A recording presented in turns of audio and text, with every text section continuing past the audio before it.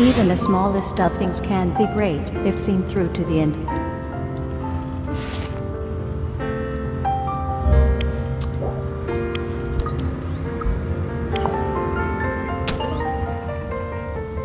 People who seek new experiences grow.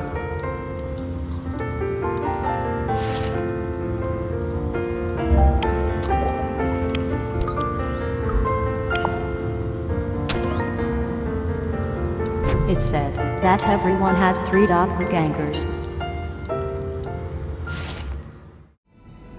Hello, everyone, and welcome back to Let's Play D4 Dark Dreams Don't Die Season 1.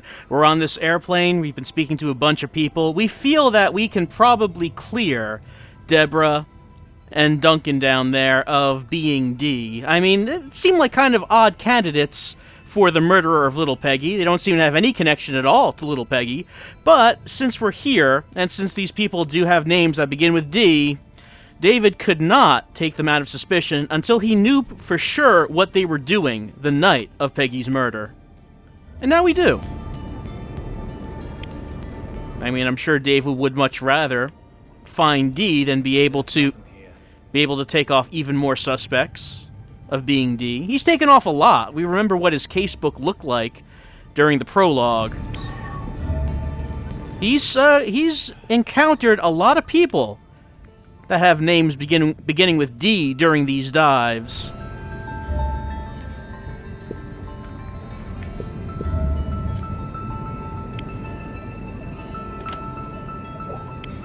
So I guess this is domestic flight.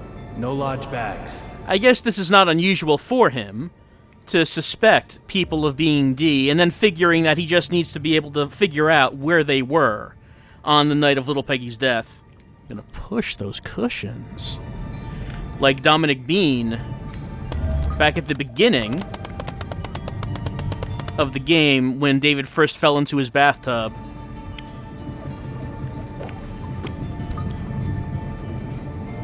The door looks fine.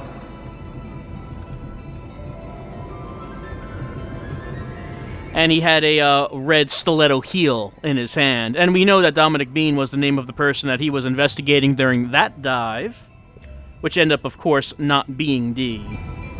And, of course, there's this gentleman right here. Oh, we should probably just be thorough and just make sure that we're not missing anything. And the tall man is very patient, I do have to admit. He lets David do his thing, figure out... Okay, yes, the narrow armrest. It is indeed a battlefield with the person you're sitting next to. It's a battle of wills to decide who will get the armrest. Okay. Take a look around. There's nothing here. That tray really should be better maintained. Oh, but down here... Well, what is it except David's favorite sport?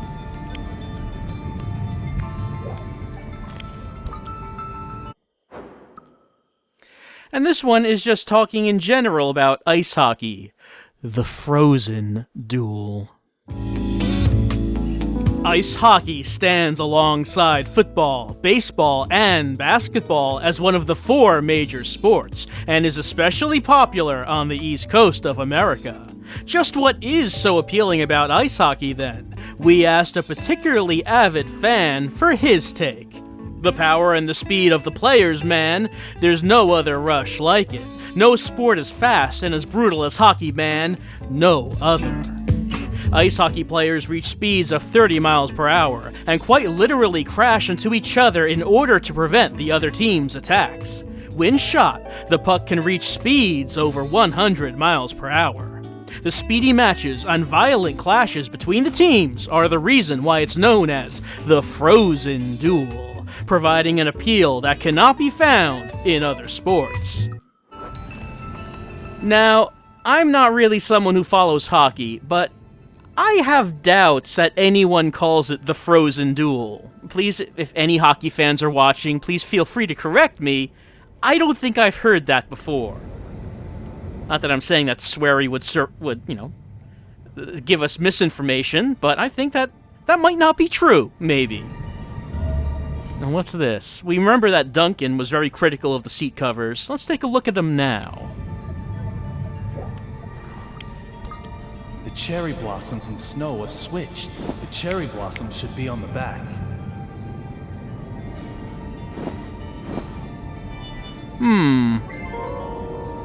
Well, we got another clue.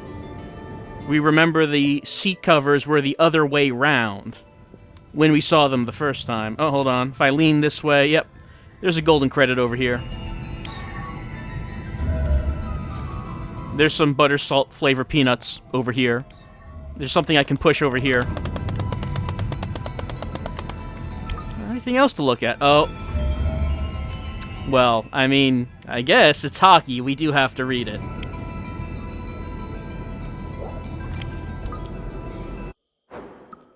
Alright, talking about the Verizon Center. If you want to catch an ice hockey game in Washington, the Verizon Center is the place. The stadium was finished in 1997, and in the following year, the home team, the Washington Capitals, made it to the Stanley Cup for the first time, making the Verizon Center a stage for very fierce hockey. The stadium is still the home of the Capitals, and each match day sees the 20,000 seats packed with fans. If you have the chance to visit Washington, then make sure to take in the Verizon Center. I'll be sure to do that the next time I'm in Washington. There's nothing here.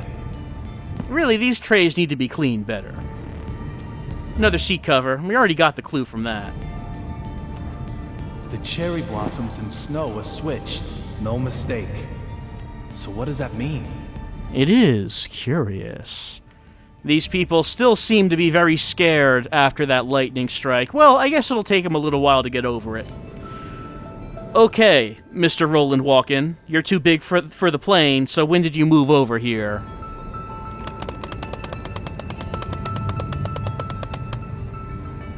He doesn't react too much when we push him for money. You can also push that back there for money as well. But okay. Let's talk to Roland Walken. Let's ask him if he knows what's going on. When did you move to this seat?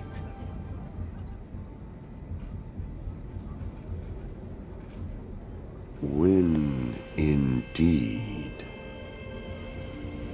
young Mr. Young. So funny you would ask. What does that mean?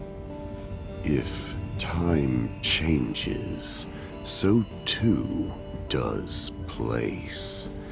Time is of the essence. You, of all people, should understand.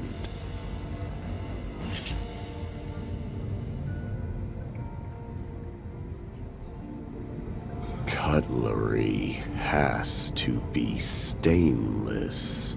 Don't you agree? Oh, we don't want rusty cutlery, it's true. If time changes, so too does space. Well, when we dove back to the plane, I mean, we not only travel through time, but also space. We start from David's bathroom, and then we end up on the plane. So, yeah, when we travel through time, we are also traveling through space. But what does the lightning strike have to do with anything that's happening now? Whatever it is, we can get a puzzle piece from it, it seems. That lightning strike. How did you know about it before it even happened? Don't tell me you can control lightning strikes. Your ability to look is not bad, but you need to be able to observe a little more carefully.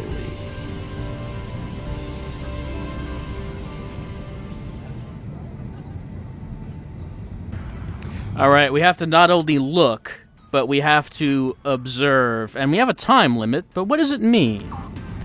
Well, perhaps this is what it means.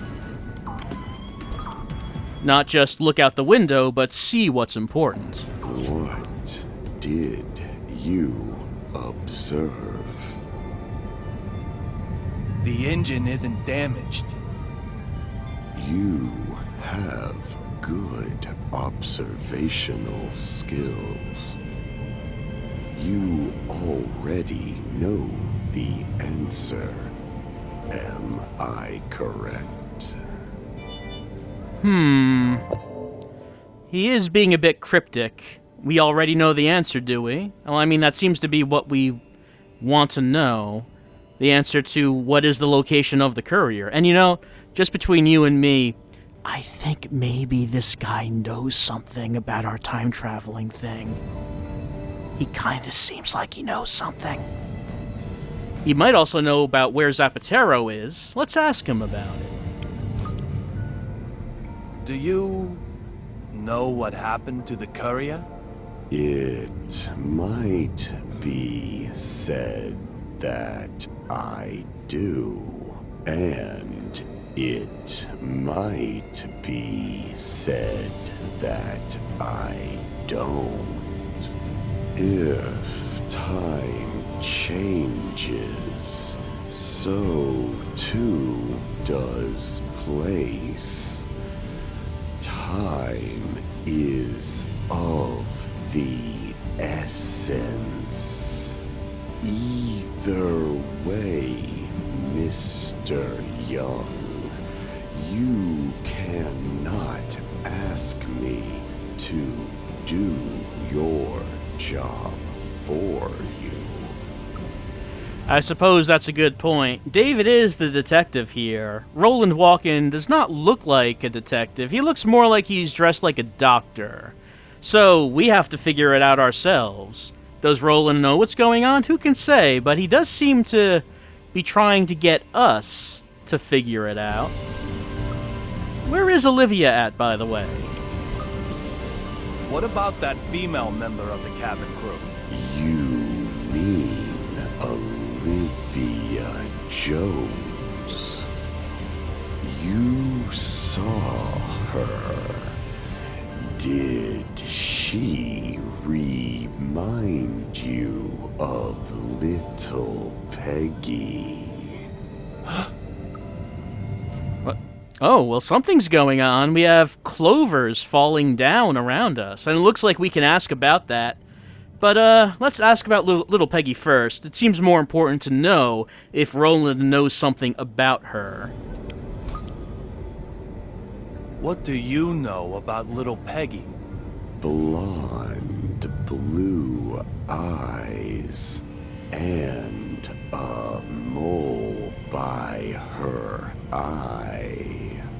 Did she smell of the same soap, too?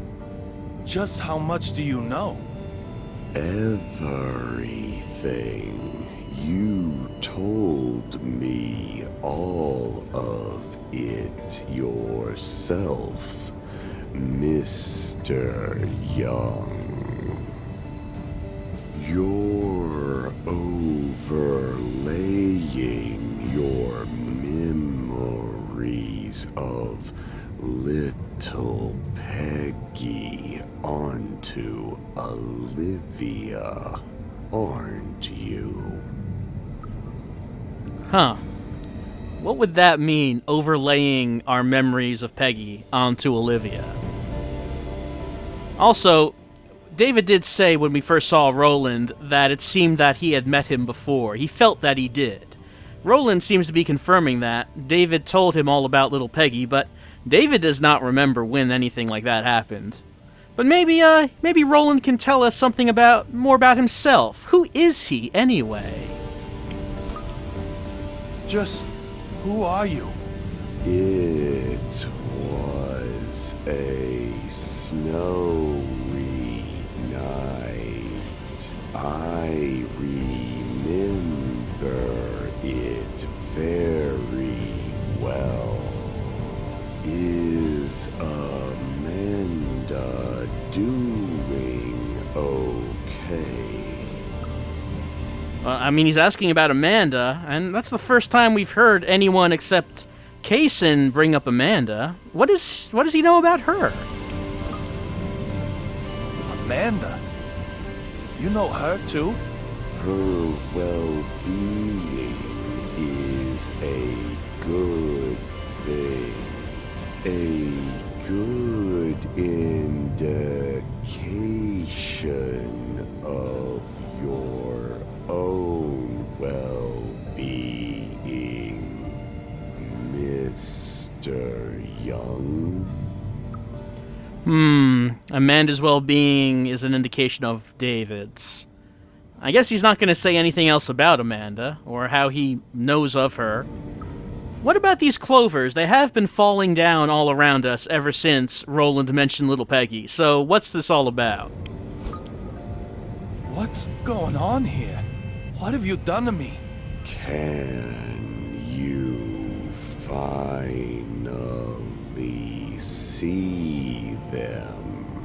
These are things with a special meaning for you. What are you talking about? Catch them if you can. You may discover something about her. All right, time to play Clover Touch. Clover represent your memories of her. Don't let them slip away. All right, what we can do when we talk to Roland Walken is we can play Clover Touch. These clovers, they're falling down. Don't get hit by the lightning bolts, it'll stun us. We have to get all of the clovers. We cannot let the clovers go to the bottom of the screen because these clovers represent our memories of Little Peggy, and as such, they are precious. We cannot lose them. We have to grab each and every one. And you can see that the target we have is 100 clovers. Well, I mean, so far, this is not too difficult. They're pretty slow coming down.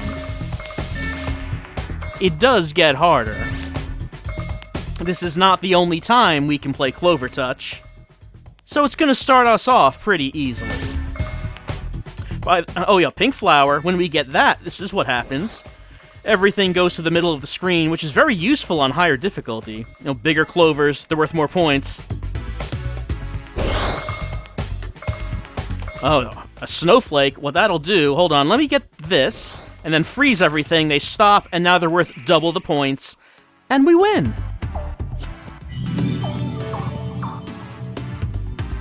Have you remembered something? What are you talking about? Mr. Young, I've placed a memory left by her in your house. That memory belongs to you, Mr. Young.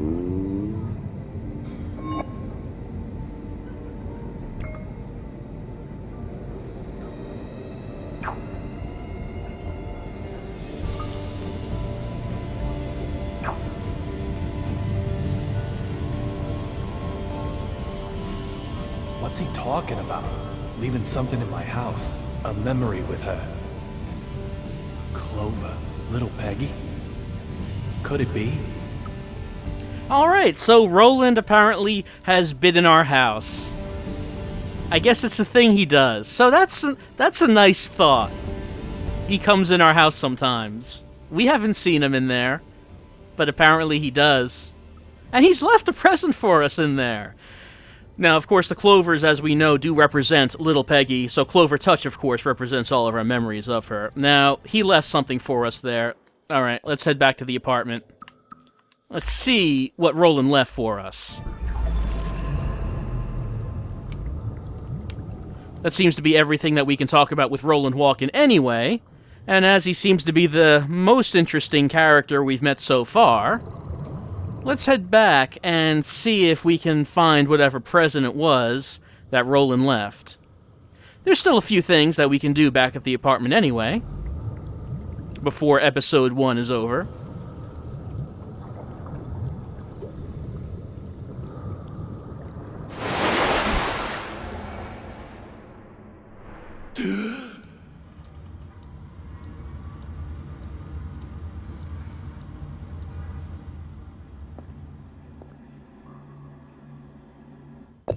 Alright, first of all, let's explore some areas that we haven't looked at yet. We have not really looked in the TV area since coming into episode 1.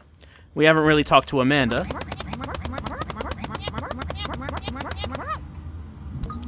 She seems to be doing well.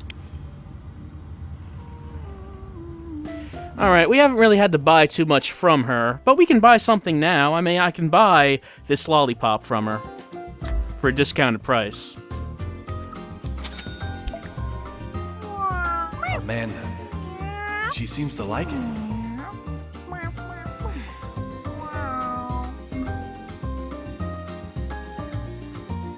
Alright, a side quest, and I keep calling them side quests, but the proper name is Extra Case. Has started with Amanda, and this is actually probably the most expensive of the extra cases. You see now, this section called Presents has opened up, and we can buy stuff for Amanda. We're buying stuff from Amanda to give to Amanda. So we can do that. Like this dry cat food. It doesn't do anything for us, but it does increase our friendship rating with Amanda. Now, the first time or first couple of times you're going through the game, you're not really going to have the money to spend on this. But, as I've mentioned a few times during this playthrough, we don't really have to worry about that ourselves.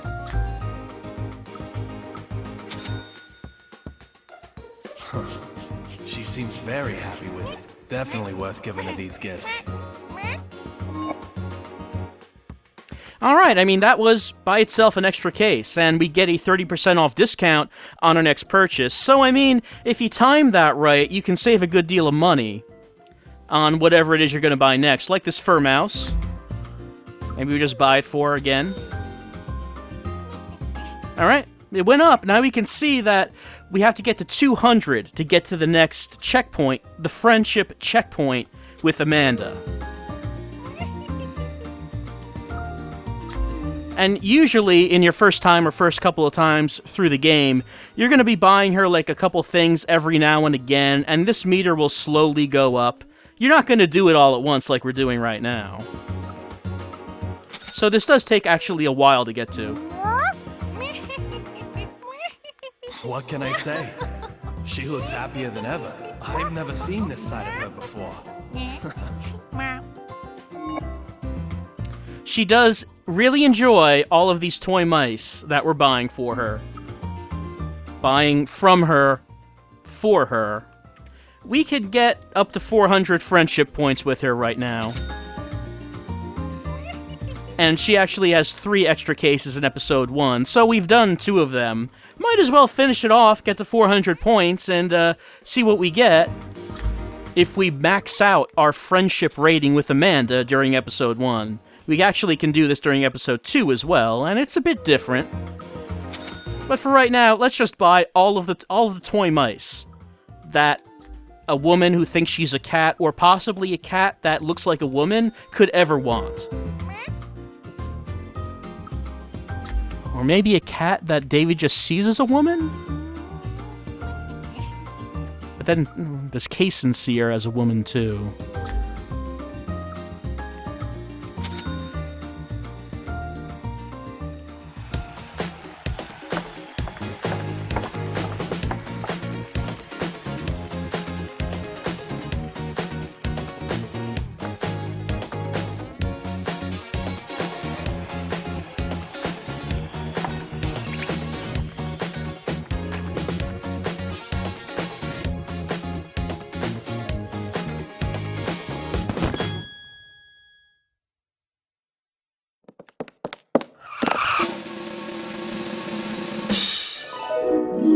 that for me?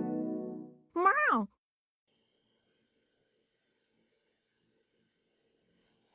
I guess we'll take it. Alright, so those are Amanda's 3 extra cases in episode 1. Like I said, they're quite expensive. You're not really going to be able to afford it your first time through.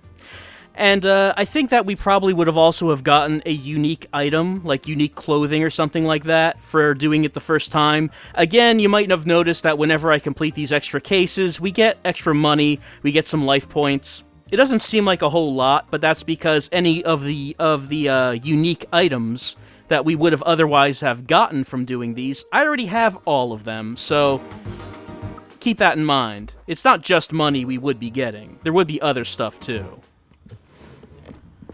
You know, I just noticed there's really it's really quiet in here. Gotta turn on some tunes.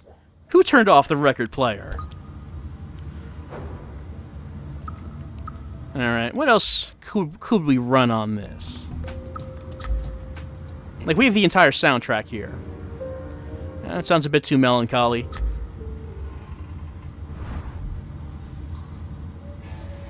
That sounds a bit too menacing. That sounds a bit too Deborah.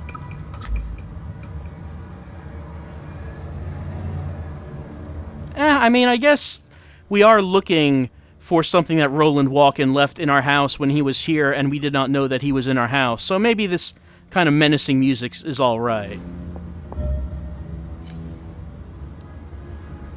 No, it's not garbage. It's garbology. Again, this is our corkboard showing our completed extra cases. I just like the little reference to spy fiction in there, remembering the days of garbology. Alright, there's a new magazine on this shelf. Let's take a look at it. It's about the economy. I mean, what kind of economy news? Yes, summer has arrived. What does that mean for the economy? What kind of economy magazines does David read?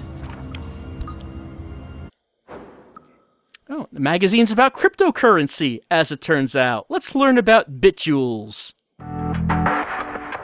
In recent years, there have been many changes in how monetary transactions are handled on the internet.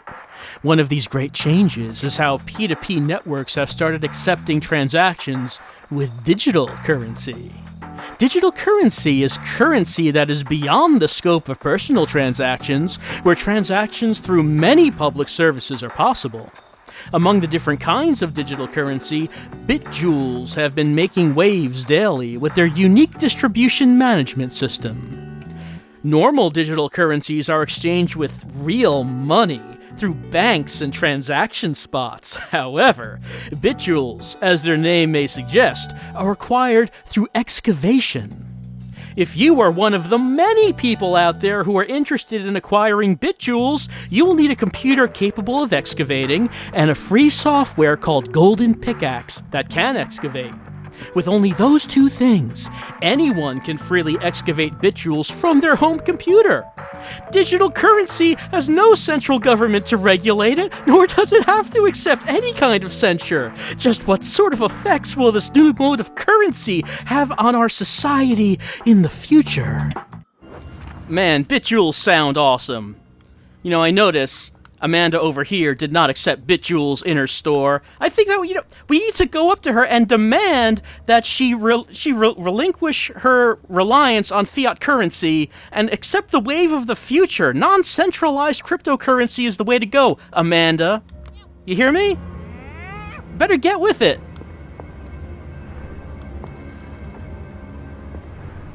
The squirrel's back. I'm gonna push it and get money. Not BitJewels.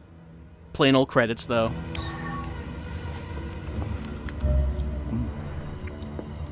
Oh, well, something that wasn't here before. It's a letter from Peggy. Now, this is not what Roland Walken left for us. It's just that we haven't been in this area as we've played episode 1.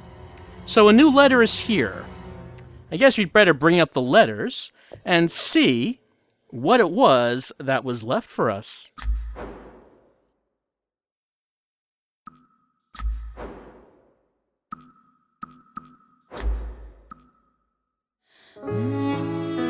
David, are you happy? Am I still at your side? Am I smiling like I am right now? Maybe. No. I know you. Definitely. You'll get bored and stop reading this long before the end. But still, I want to cut out this moment of happiness and leave it for the future you. Okay. This is a day worth commemorating, of course, but as this is my first letter, I'm also not sure what else to say.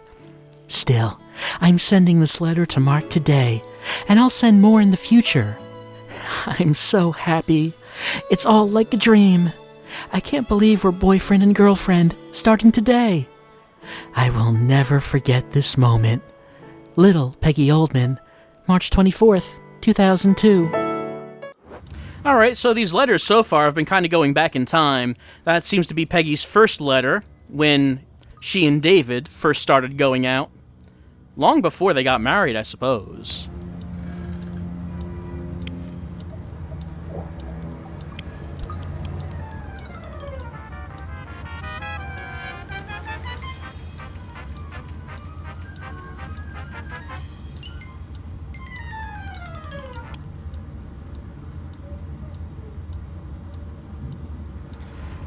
Peggy's not there to appreciate these cartoons.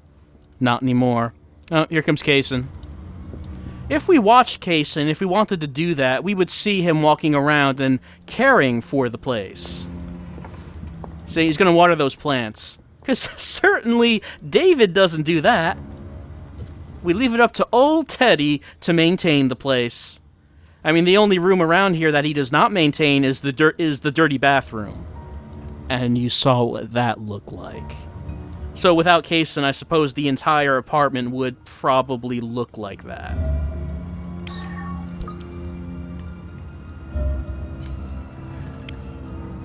Alright, we got 2 scrapbooks on here. Let's see what they're about. Got something about sports. We all love it.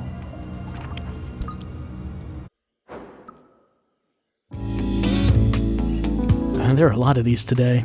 February 24th, 2002, as snow buried the city of Boston, a young girl made a miracle happen. On this day, in the Boston Gardens, it was the Thompsonville Penguins versus the West River Jets. 8 seconds left in the second period. The Penguins were 1 point ahead when it happened. 3 Jets ganged up and checked Penguin number 9 and continued to foul him. Then, after some brutal hooking, number 9 was injured. At that moment, all the benched Penguins jumped right into the rink. A tense air filled the stadium, and just when it was about to erupt in an all-out brawl, Don't give up the game! a lone cheerleader shouted as she ran into the rink. You practiced so hard for this game. You can't just fight and run away from the real competition. You need to fight fair and square. Her eyes were straight and firm as she stared down all the strong players. As they listened to her words, every man realized how wrong he had been. The brave declaration of a single girl ended up preventing a war. After that, there wasn't even a single foul, let alone another fight. Some people call ice hockey fighting on the ice, and you'd be hard-pressed to find another example where a single girl stopped one of those fights. Even today, legends of that angelic girl are passed down by Boston hockey.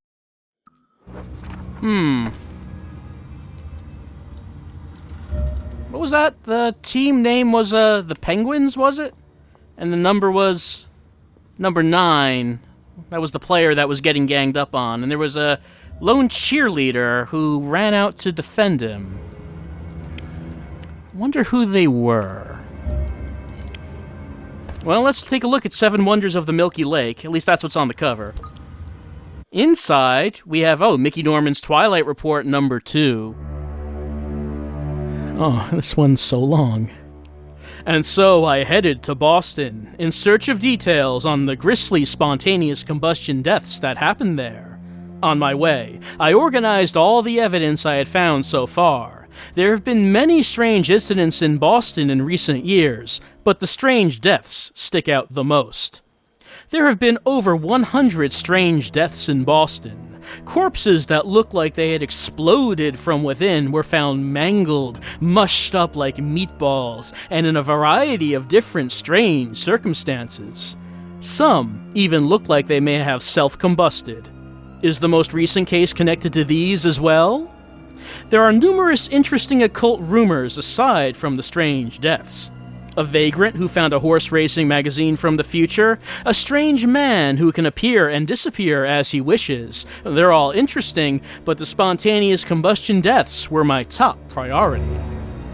When I arrived in Boston, I immediately started my investigation. First, I met with A, a friend of a victim who I had contacted beforehand. He was a university student living in Boston who hadn't been at the scene, but had heard numerous details about it. This is what he had to say.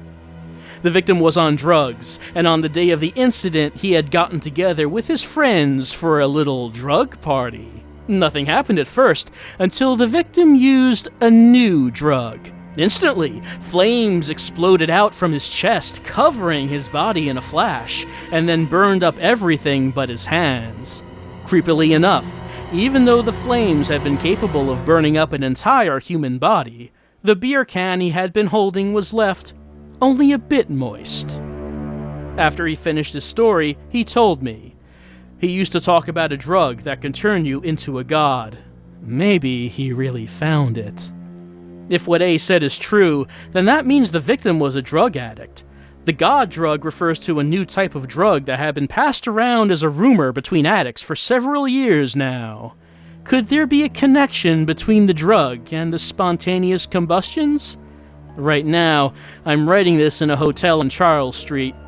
I think I'll stay in Boston for a bit longer and continue my investigation. Please wait for my next update. Oh, that might be the longest one yet. Alright, so an article on Real Blood, though it didn't use the name. We know the bit about weird deaths is probably true because we saw something about that in David's casebook, I believe it was. So, that does seem to actually be legitimate. We don't know how it works or where it comes from, but it does seem that people who use it die pretty bizarrely horrible deaths. Alright, Kaysen's done watering the plants, so let's talk with him. Mud on his shoes, you say? David, taking care of yourself is part of your job. Well, I mean, I guess we're out of conversations with Kaysen for right now, except, does he have any more food, maybe? I can throw something together if you like. Yeah, I want Kaysen to show us what he's got. I want him to show us everything. I'll give you my very best today.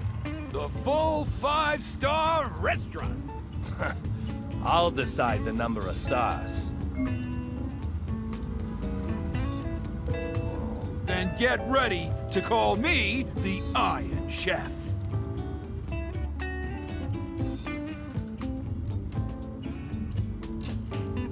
David, there's something I've been meaning to ask.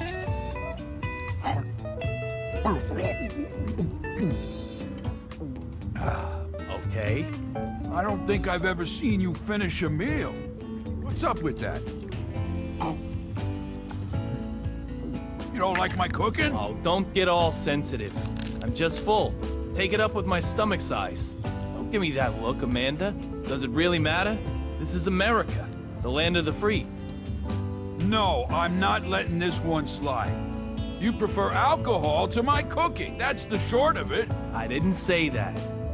Your cooking is great, Teddy. Really. Seriously, it is. Okay, so which dish do you like the best? Oh, well, all of them. No wriggling out of this one. And no need to get so serious. Buddy, I'm super serious.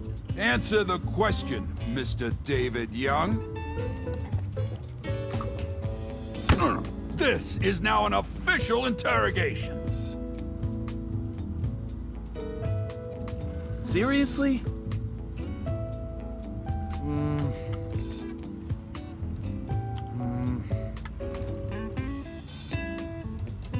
I like fried noodles. with that spicy sauce. Fried noodles? When the hell have I ever made fried noodles? No. I mean the ones I pick up in Chinatown sometimes. Oh, boy. Sorry I even asked. You're supposed to choose from my cooking, dumbass.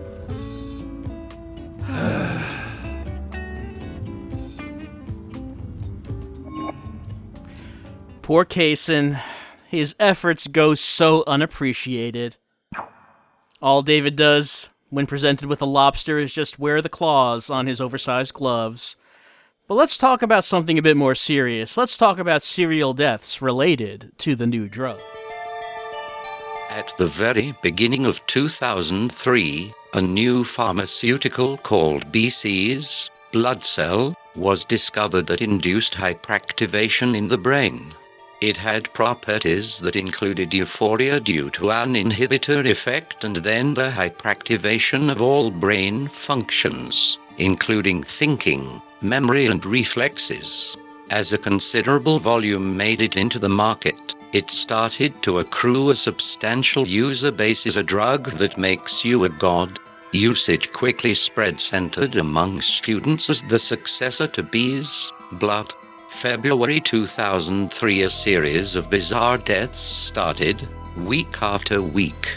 Those investigations suggested that these were accidents or suicides related to abuse of BC's blood cell. The actual cause remains undetermined. This is primarily because no connections were found between the 132 bodies on which autopsies were completed, or indeed the disparate locations in which they were discovered. Entertainment facilities, mainly nightclubs, motels, school dorms and campuses. The opinion of the coroner was, due to the burns and nature of the injuries, an internal explosion seemed to be the cause, but there were few samples of damage to the internal organs, and no common link the damage caused. Perhaps the only thing connecting them was that all victims died almost instantaneously, due to the extreme nature of the crime scenes, and with an eye to limiting the social impact, restrictions were placed on reporting the incidents and a special task force was formed. Testimony from a researcher involved in the analysis of the drug. Both the ingredients and the composition look like simple, familiar chemistry.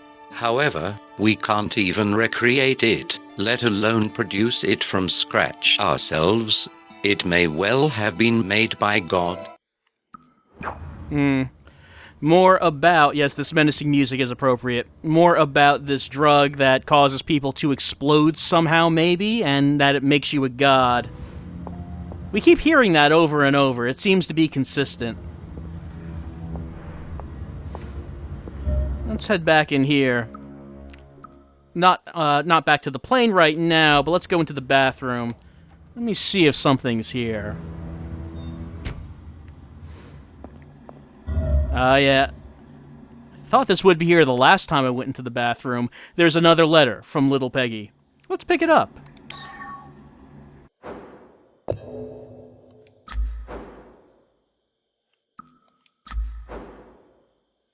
I believe now we should be on number 4. David, congratulations. Today's match was perfection itself. When you made that final long shot, I felt like time was standing still. Do you remember the first time we met? You lost a match and stayed out on the ice alone, practicing shooting over and over. My curiosity got the better of me, and I called out, "The match is over." You shouted back, "I don't blame myself for the mistakes I've made in the past. I'm practicing for tomorrow." When I saw your face, looking into tomorrow, I think maybe I was already in love. The team won thanks to you. It was obvious. You looked wonderful. Let me say it again. Congratulations. You were shining so brightly today, David. Little Peggy Oldman, November 2nd, 2002. We can probably do better than that. And we can see that hockey brought the two of them together. We can also see an indication of David Young's never say die attitude. That, I guess, is what has led him to this impossible investigation of his dead wife, that he will never stop, ever, until he gets down to the bottom of it. Let's head into the bedroom. We've already been there in episode 1, but if we go in here now... Yeah, okay. This is what Roland left for us. There's an additional letter from Little Peggy that was not here before, and after we win a Clover Touch, this appears. Alright, let's head back, and it should be letter number 5.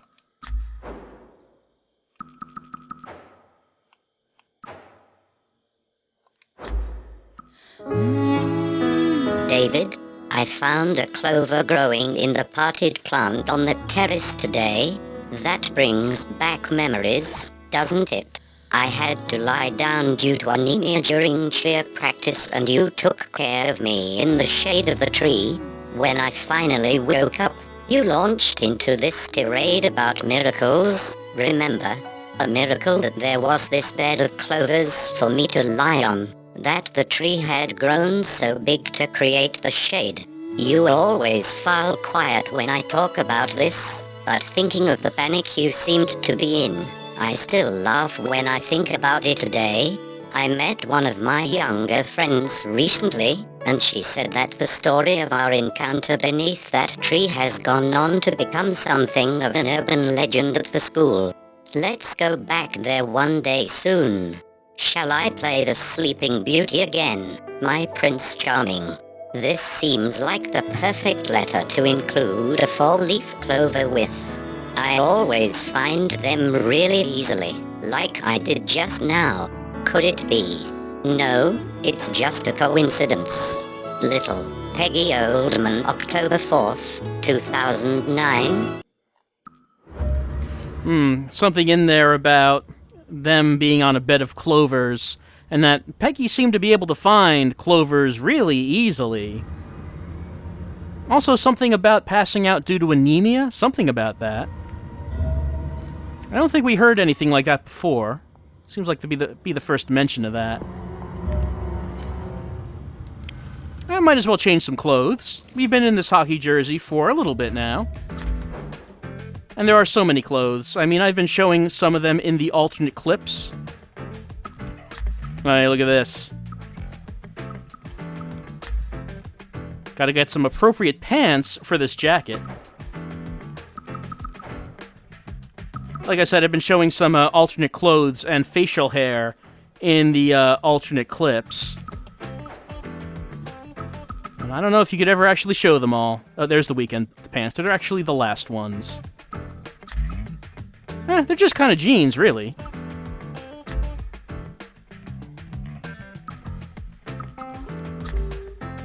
That's not bad. I'm just getting right now why that one's called Volcano. That's kind of clever. Alright, I mean, if David wanted to go undercover somewhere... Alright, yep, these facial hairs will do the job. Oh, yeah, okay, there you go. I mean, I don't think David needs that to go undercover. He needs something more like that, or maybe something more like that. That's not bad. Let's go for something, though, that we can see his face a bit more clearly with, though, I think. Yeah, that's okay. Let's go with that. Now, Amanda, you might notice, is wearing something quite a bit different, in that she's not wearing her normal leotard and bow. So there are a few different things that she can wear. Probably, though, my favorite one. Let's see where it is. Oh, yeah, there you go.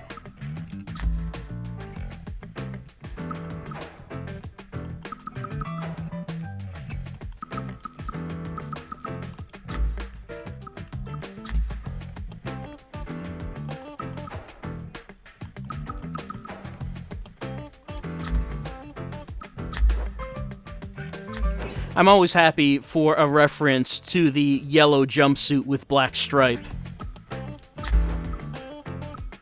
Originally, of course, worn by Bruce Lee, and then later on by Uma Thurman.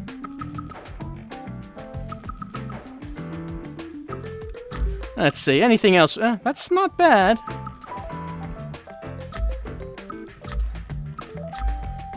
I'm not sure what's custom made about that. And that's quite attention-getting. I don't know, red does seem to be Kaysen's color, doesn't it? Maybe we should just leave him in that.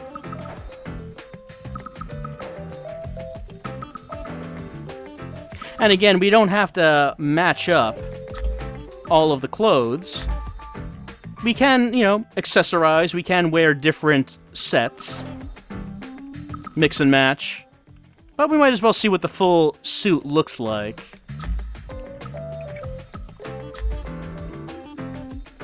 And yeah, trying on different clothes, seeing what the different scenes look like, wearing the different clothes, that's something that you're going to do a lot when playing through D4 multiple times. Just seeing what goofy stuff might happen with unusual clothes, like you've seen with the hockey uniform. David's hands are really big because of the gloves, and not all the cutscenes work so well, like we saw with the lobster claws on his fingers. We're clipping through those gloves. Most of Olivia's outfits have to do with, well, not that one, but most of them have to do with being a flight attendant, because that makes sense. Oh, that looks nice. That makes sense, of course, being her profession as a flight attendant, and nothing else.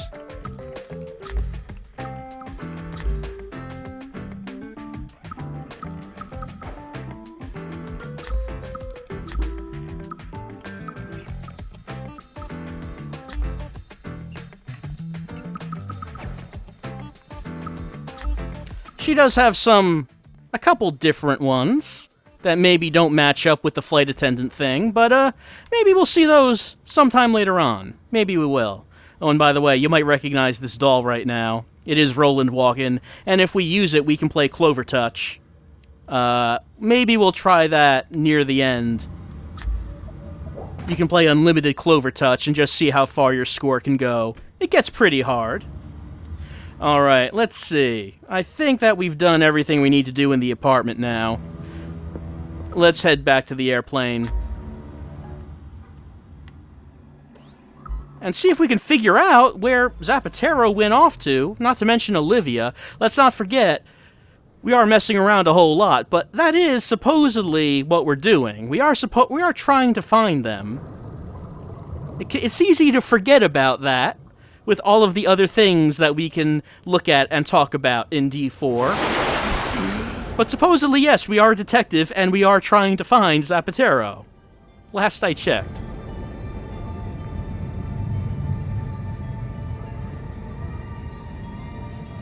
And if we look at the clues in the lower left-hand corner over here, we can see that we only have one piece left. If we find that one piece, then we will have solved, well, this part of the investigation anyway. And it seems like there's only one more person that we have to talk to, and he's back here, and he's Philip Cheney. Excuse me? I'm just getting his attention. Is something the matter, Mr. Young? Well, we do want to know where Olivia is. Tell me, where did she go?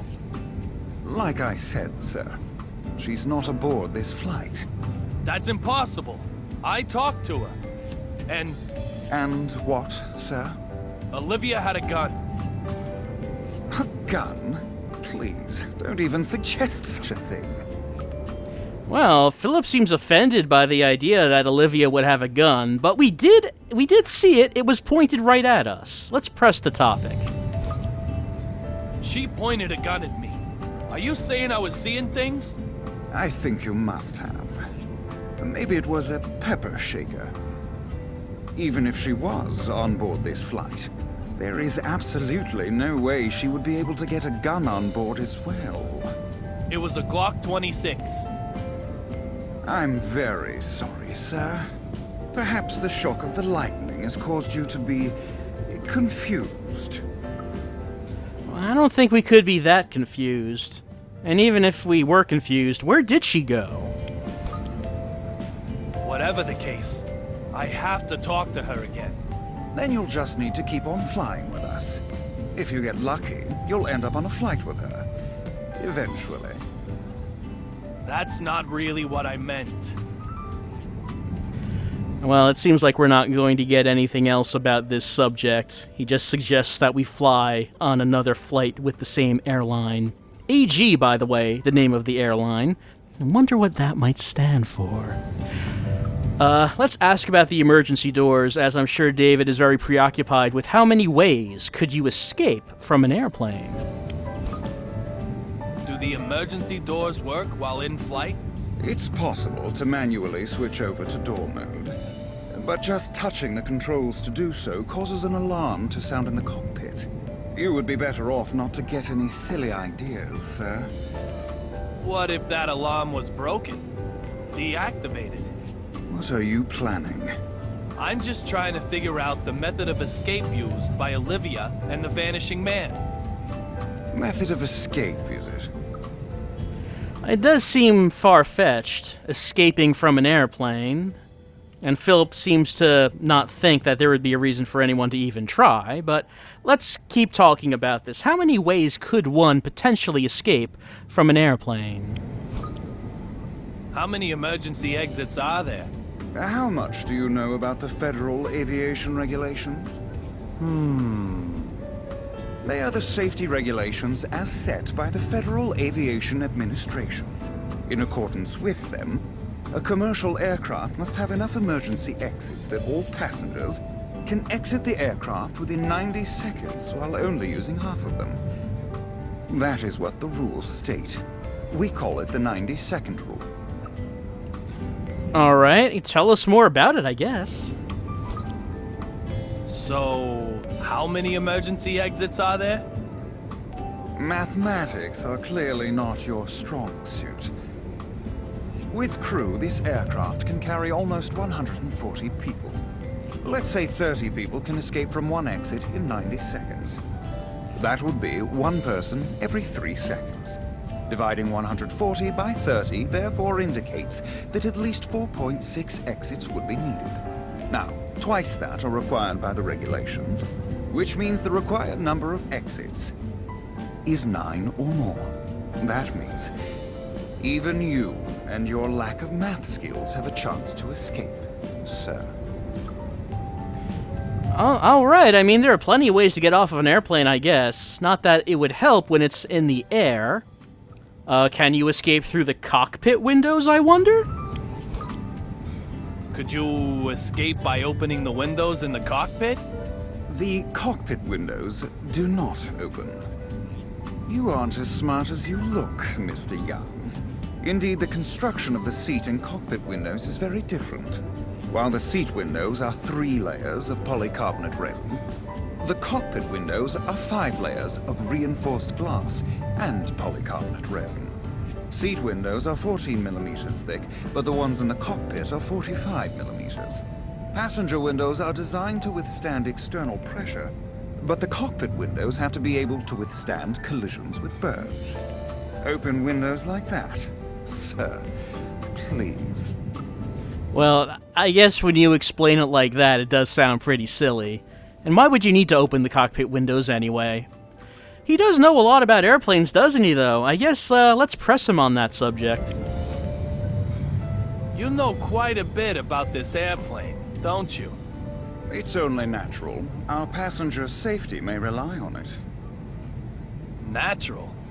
I'm not sure I'd use that word to describe your encyclopedic knowledge. And I'm not sure I'd use the word encyclopedic. Why, this level of knowledge, even you could easily attain it, Mr. Young. Easily? Yes, very easily. How? Why, by taking a quiz. Quizzes are a great way to remember almost anything. You want to give it a try, don't you? Oh, I love quizzes! Let's do it right now! Looks like I stepped on a landmine. I'll give you some simple questions. All you need do is answer them. The beginner level only needs 3 correct answers to pass. Are you ready, sir? Question. What is jet fuel made from? Okay. Well, love does sound likely, but maybe that would be hard to bottle, so let's go with kerosene. That is correct. Kerosene doesn't freeze at low temperatures and gives off no soot. That makes it extremely effective as an aircraft fuel. Okay, next question. Question. How many parachutes for passengers does a passenger aircraft carry? Well, I mean, one for every passenger, one for the captain, or none. I don't believe I remember seeing a parachute on a passenger aircraft, so let's say none. That is correct. Letting an amateur loose with a parachute would do them no favors. If something should happen, don't think about jumping out. I would instead recommend adopting the brace position. Next, the last question at the beginner level. Your luck runs out here. Question. What are airplane tires filled with? Well, I would like to think they're filled with dreams. Dreams of air flight, but I would probably nitrogen. It's probably nitrogen. That is correct. Friction with the runway causes aircraft tires to become very hot. When this happens, using nitrogen minimizes the risk of fire. It is also inert, doesn't oxidize, and contains no water, so it doesn't expand. Nitrogen is therefore the perfect choice when it comes to landing and taking off. Oh my! This is quite something. You've cleared the beginner level. Congratulations.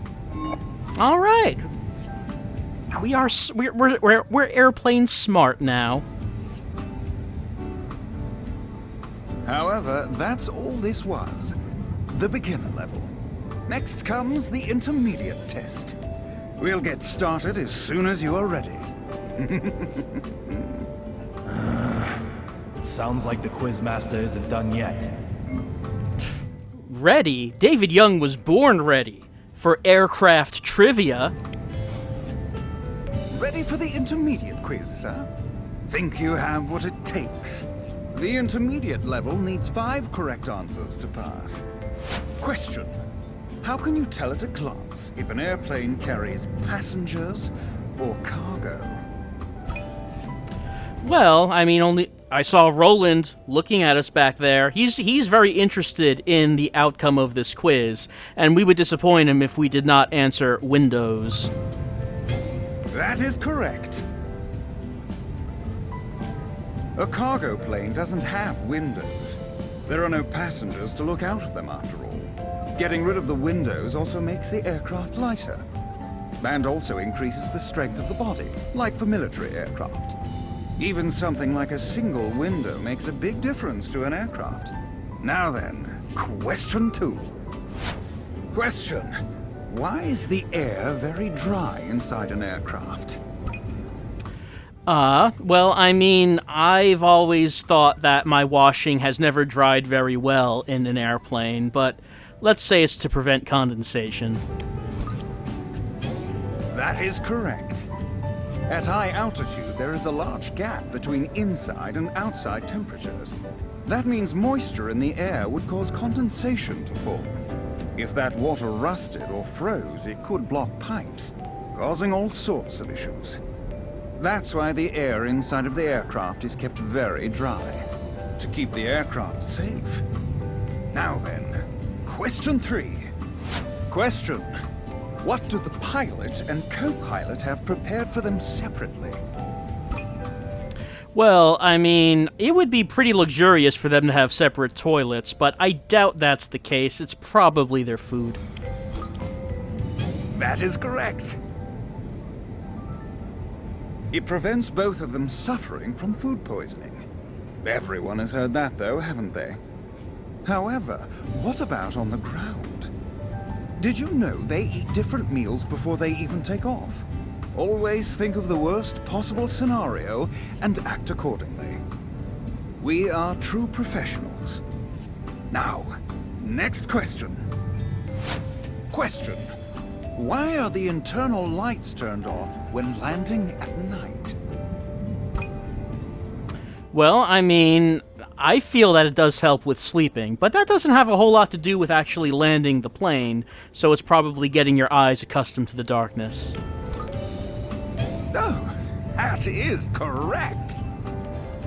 To get the passenger's eyes accustomed to the dark in case something happens. I might also point out that this is also one of the 90-second rules. Now we come to the final question at the intermediate level. You are doing quite well. Question. Where are airlines legally obliged to place ashtrays on board? You know, I always felt that the refueling port is a pretty good place to have an ashtray, because you want to get rid of the cigarette before you start refueling, but I think it's actually lavatories. Well done. That is correct. Of course, smoking is not allowed, but some people don't always obey the law. Failure to properly dispose of a cigarette could cause an accident. So, even though they aren't allowed to be used, lavatories must have ashtrays. What's more, these regulations were also stipulated by the Federal Aviation Administration. Well, 5 questions in a row. You're smarter than I thought. I mean, we are an airplane genius at this point. We aren't finished yet, however. The advanced level still awaits you. We'll start as soon as you are ready, sir. Beginner, intermediate, so next is advanced. Not a problem. I saw this coming. I think David can do it. I think he can go all the way. I think he can complete Philip Cheney's Advanced Airplane Challenge. Here we are, ladies and gentlemen. The advanced quiz. The advanced level requires no less than 10 correct answers in a row. However, I'm also adding a new rule. You must answer each question within 5 seconds. Are you ready? Question. Who first succeeded in powered manned flight? Okay, we have 5 seconds to determine the left sisters, the Wright brothers, or the Fly family. I think it's the Wright brothers. Correct. They originally made bicycles. Question. What is the name of the device that constantly records aircraft data? Well, I know that. It's the black box, because why isn't the entire airplane made of the black box? Blah, blah, blah, blah. Correct. It is attached at the back of the plane. Question. Is the captain's seat on the left or right side of the cockpit? My memories of the movie Airplane tell me it is the left side. Correct. Well done. The seat on the left side of the cockpit is always the captain's. Question. What is the highest passenger class? Well, gorgeous class does sound awesome, but I think it's first. My. Correct. Maybe you'll sit there yourself one day. Unlikely, but maybe. Question. When a bird crashes into an aircraft, it is known as a bird what? Well, I mean, strike, I guess, would be the obvious one. Yes, correct! In fact, that is the name given to any incident of a bird hitting a structure. Question. What is the name of the president's jet? I believe that is Air Force One. Yeah. Yeah, definitely Air Force One. Okay, correct. Currently, a modified Boeing 747 is used. Question. What is the name given to the control for angling an aircraft up and down? Oh, well, isn't this a tricky one? Roll, yaw, pitch? You didn't mess it up. Correct. There are 3 control axes, and the other 2 are roll and yaw. Question. What is it called when 2 aircraft almost collide? Well, almost doesn't sound like a hit to me. It sounds like a miss. Another correct answer. Passenger planes are fitted with devices to prevent near misses. Question. What is the largest aircraft manufacturer in America? Well, Airbus I don't think is in America, and Access Games I'm pretty sure does not make airplanes, so it must be Boeing. Correct. Their headquarters is in Seattle, and they also build spacecraft. Question. What name is given to thrombosis caused by always sitting in the same position? Well, it seems like only one of these have to do with airplanes. Correct. It is also called long haul syndrome. Staying in the same uncomfortable position for a long time is bad. During a flight, you should keep moving about and massage your legs. Well, you answered them all correctly. Congratulations! Yeah, thanks. Like I said at the beginning, anyone can reach this level easily. You have proven that, Mr. Young. Oh boy. We are the smartest airplane person that has ever lived.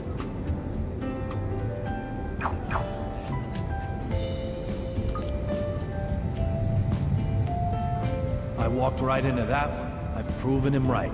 We're kind of past the whole glove thing now as well. But if he has such a great memory, why doesn't he remember what happened between us before? That is a good question. What about that whole squeaking window thing with Deborah? Oh, by the way, the squeaking window. What happened to it? What squeaking window? Could they have escaped through that window? I have no idea what you're talking about. Well, yeah, the one that, Deborah was complaining about before, and, it was just made a whole scene about it. That lady in the middle of economy class? She's the one who got all worked up about the squeaking window, right? You mean on the west side?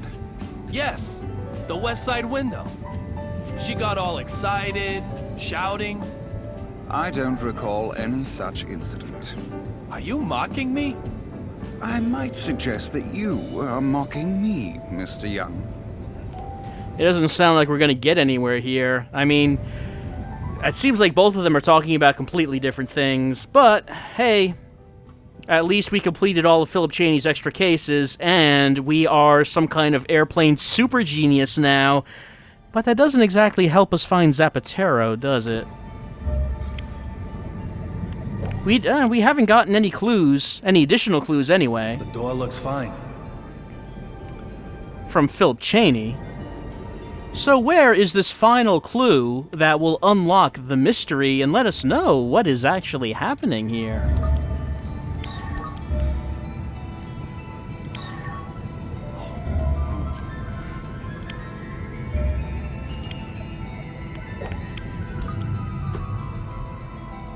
Oh, this is so dusty. I just gotta clean this up.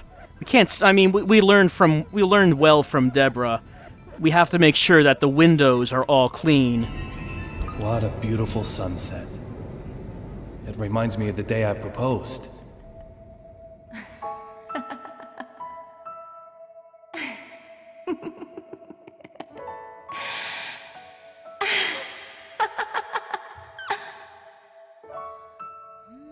Little Peggy. I'll find who killed you. I will.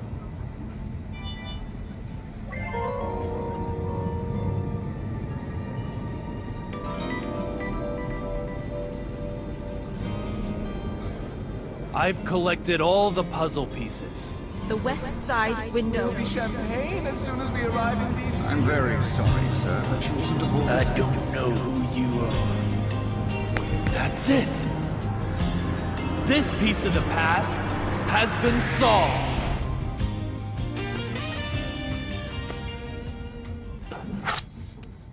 Marshall, are you really sentimental enough to hold on to a pen that can't even write? Unexpected.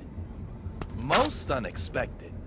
You seem quite different from the man I first imagined you to be. But that doesn't mean you're totally free from suspicion. I told you The same trick won't work twice. Damn it! Although it's still the first time for you.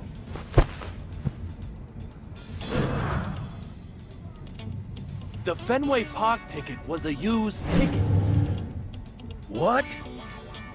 The seat cover pattern is cherry blossom and snow. What are you rambling about? The destination is in the other direction.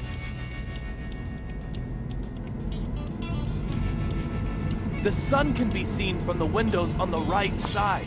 In other words, the aircraft is flying south. Explain yourself clearly! I am David Young, a private detective who also collaborates with the BPD. Now you, Derek Buchanan, I consider you suspicious.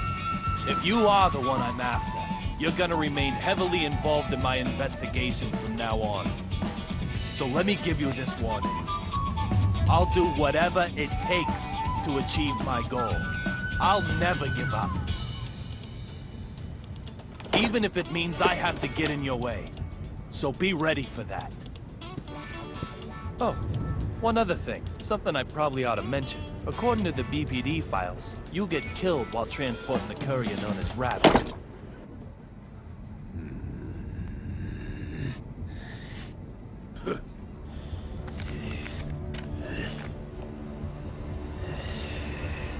Oh, God. What the hell?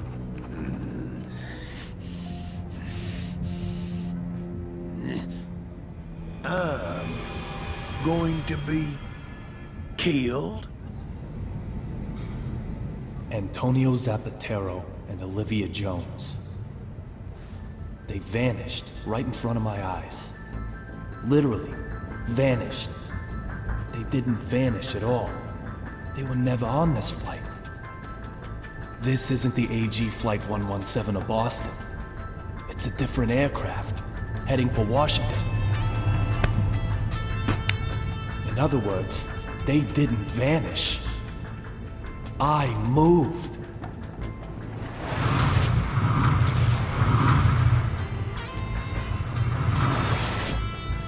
Must have happened at that moment. I used the broken fountain pen to come further back in time.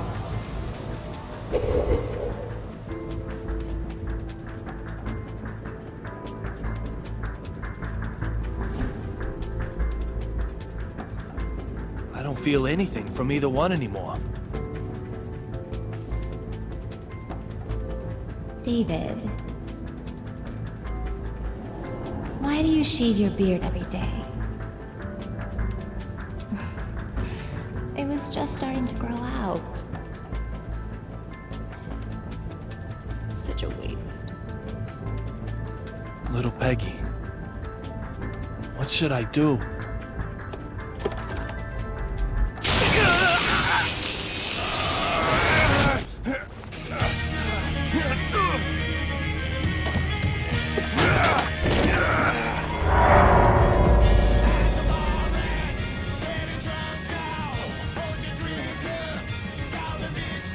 Damn it!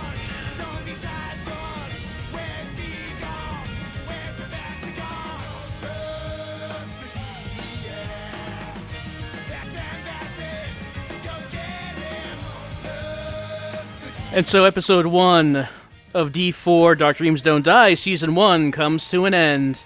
Unfortunately, David was not able to conclude much of anything. He was not able to prevent Zapatero from vanishing.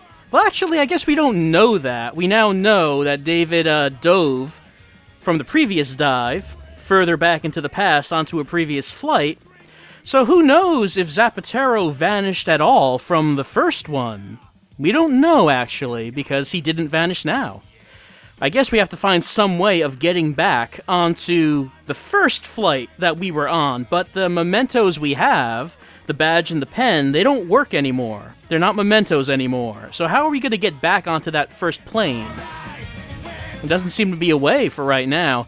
And of course, David, as we saw, was electrocuted right there in the bathroom. Just to end the episode with.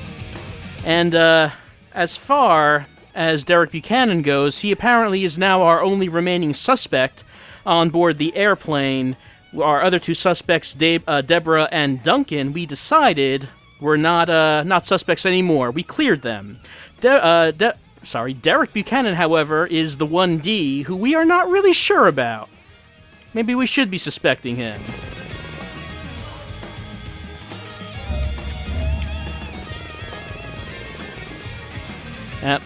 I got everything from this except 2 observations that I was not able to find. Well, hopefully David will do better in observing what happens next in episode 2 of D4, Dark Dreams Don't Die, season 1. We have one more episode to go before the end of this season, and at that point we would then have to wait for another D4 season to come out whenever or if ever that might be. But before that happens again, we do have another season to go through, so let's look forward... another episode to go through. Oh, hold on.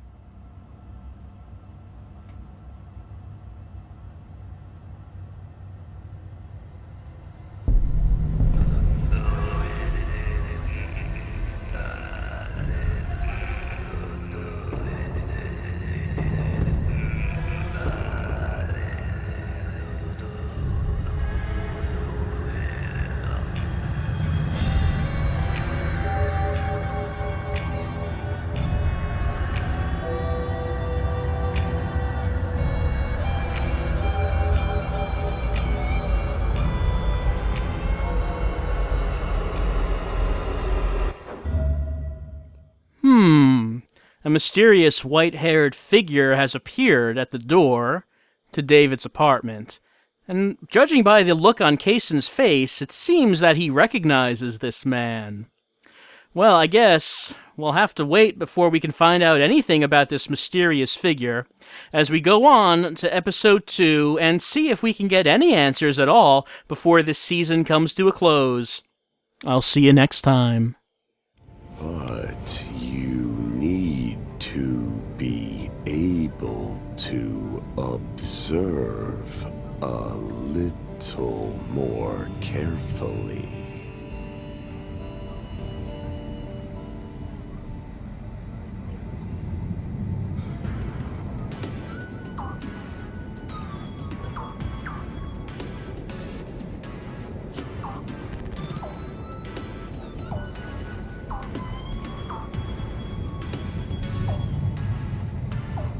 What are you looking at? You can't get rid of me like that. Mr. Young, just looking is not enough. You must observe. I'm sure you understand the difference. Clover represent your memories of her. Don't let them slip away.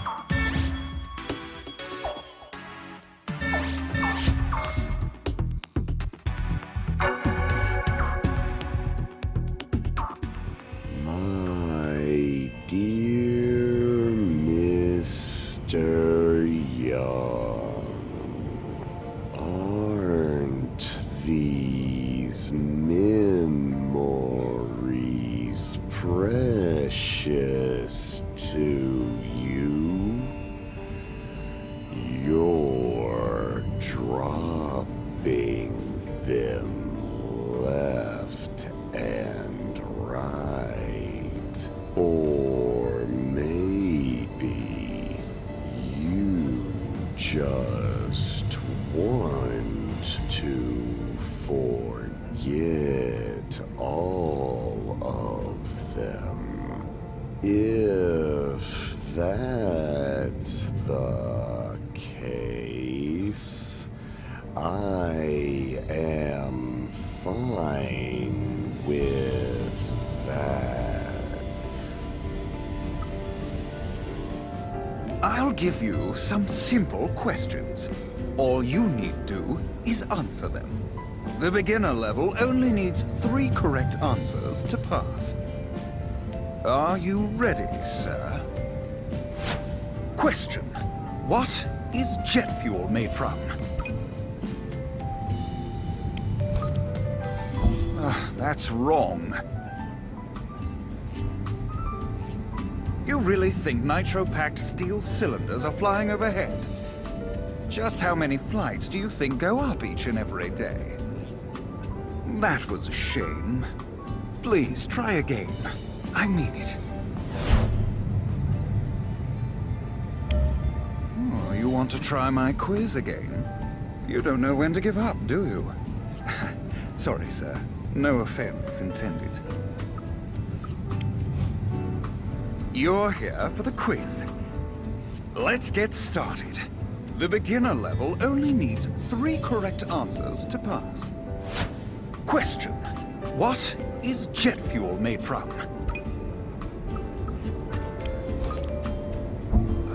No. Love burns between a man and woman. That was a shame. Please, try again. I mean it. Okay. Next question. Question. How many parachutes for passengers does a passenger aircraft carry?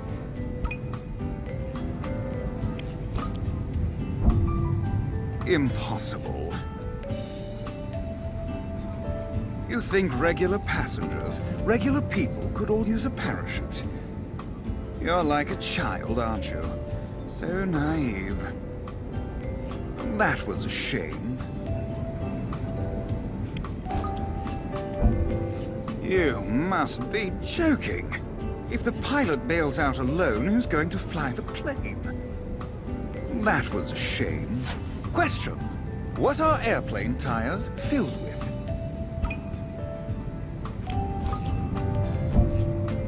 That's right. I'm sure they're packed with the dreams of the tire company. This is not a philosophical quiz, however. Please answer seriously. That was a shame. Incorrect. This gas needs to handle high temperature and high pressure. Oxygen, meanwhile, is quite flammable. That was a shame. Question. How can you tell at a glance if an airplane carries passengers or cargo?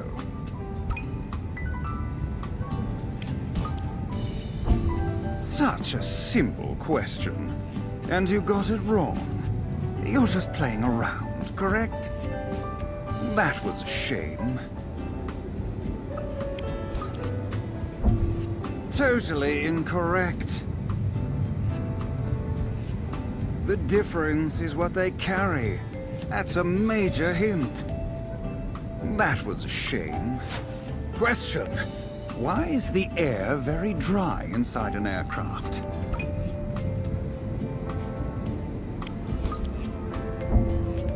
Incorrect.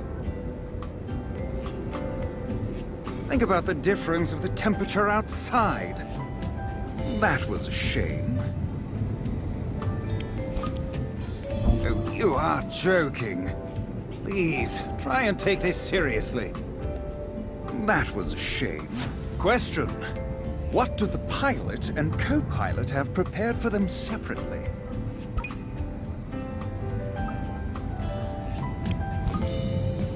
Everyone has their own pillow.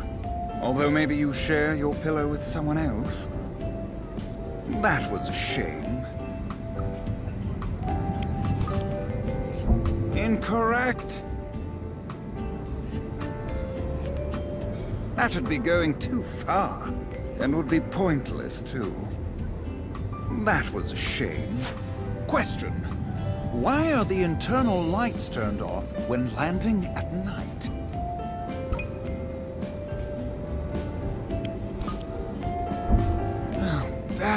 Luck. Turning out the internal lights won't prevent anything. Enhancing airport security would probably be more effective, no? That was a shame. Right.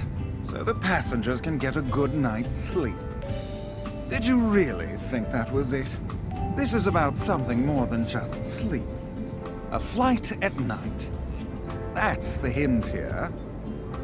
That was a shame. Question.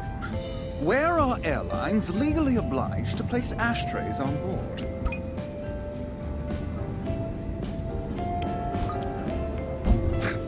If that was indeed the answer, I would never fly on a passenger airplane again. That was a shame. Incorrect. Heavy smokers probably can't become pilots. Remember, no smoking is allowed on board. If you were going to sneak a smoke, where would you do it? That was a shame. Question. Who first succeeded in powered manned flight?